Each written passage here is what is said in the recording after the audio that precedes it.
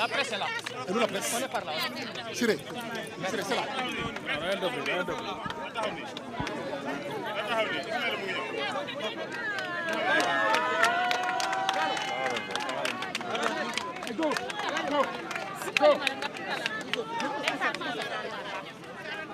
Le professeur Ismaïla Madior Fall qui sort de la Cour suprême.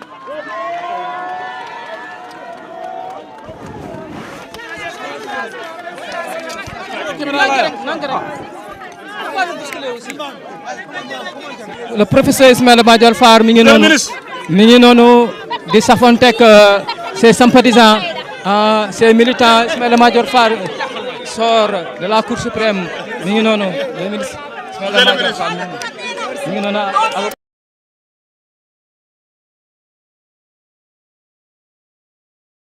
Merci.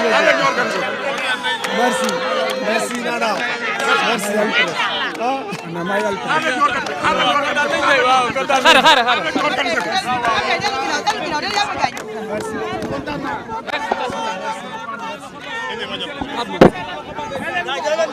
may leen tuuti rek. Alors may leen tuuti rek. S'il te plaît, baal-moi rek, après maa lay takkal. C'est Maître qui va parler en D'accord, premier. Maître. C'est Maître qui va parler en premier. Merci beaucoup, Maître.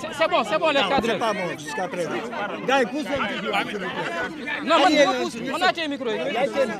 Gars yi am leen temps. Merci beaucoup.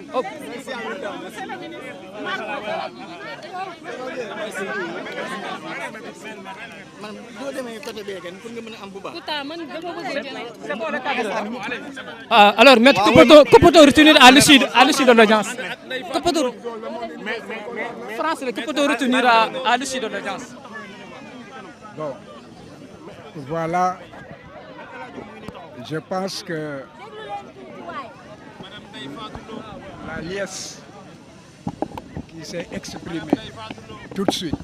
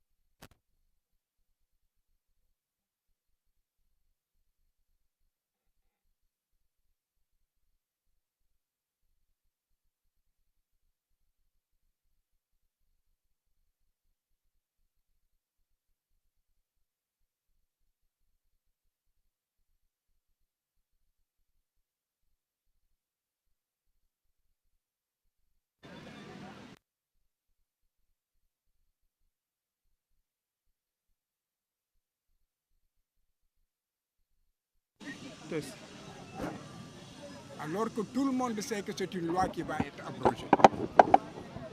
Il ne devait pas être un dindon de la farce. Et cela n'aurait pas honoré le peuple sénégalais. Cela n'aurait pas honoré les députés qui représentent le peuple sénégalais parce qu'ils sont majoritaires. Il n'y a qu'un seul juge professionnel. Heureusement pour le peuple sénégalais.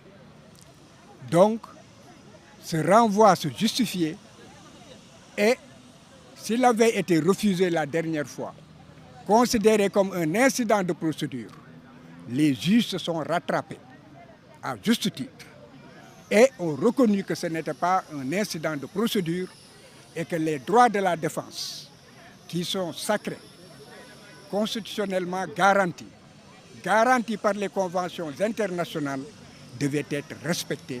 Voilà pourquoi le droit a été dit et il a obtenu le renvoi. Sur le bracelet électronique aussi, les juges sont revenus à la loi. Parce que la demande de liberté peut être demandée à tout moment de la procédure. La demande de liberté est un droit et ce sont les juges qui doivent en décider. La dernière fois, les juges n'ont pas eu la possibilité de s'exprimer. Mais aujourd'hui, l'on sait que s'ils avaient eu la possibilité de s'exprimer, ils auraient comparu libres. Non seulement la détention était arbitraire, mais c'était aussi une offense aux avocats.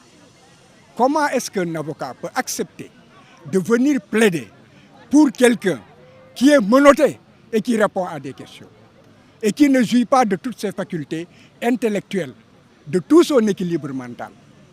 Parce que là, non seulement la personne est diminuée, mais l'avocat aussi est diminué et ne mérite aucun respect. Donc aujourd'hui, la Cour nous a fait honneur. La Cour nous a rendu notre dignité d'avocat et a ordonné la main levée du bracelet qui était effectivement arbitraire. Aujourd'hui, c'est une réjouissance. C'est vous qui êtes là, mais je suis convaincu que c'est tout le peuple sénégalais qui est en train d'honorer ses députés. Je vous remercie.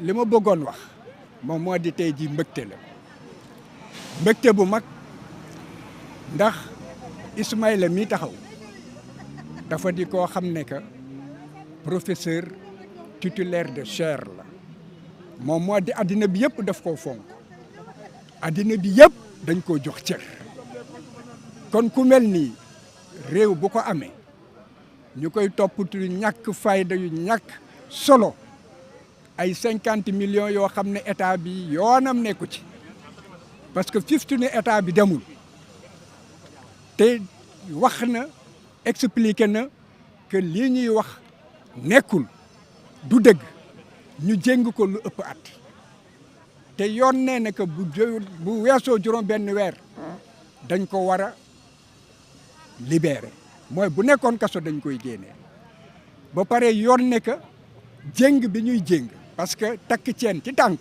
ay jéng la dégg nga takk dafa am takk ceen ci loxo ak takk ceen ci tànk moom ceen bi ci tànkam lañ ko def jéng la jéng boobu yoon dafa nekk même bu fekkee ne que dañ ko war a atte balaa juróom benn weer yi di mot mën na ñëw wante du weesu at bu at bi jotee dañ ko war a dindi moom weesu at ñu ngi ko jéng ñu ñëw ne nañ ko dindi ñu bañ koo dindi wante tey jii war nañu am satisfaction ci sunu justice.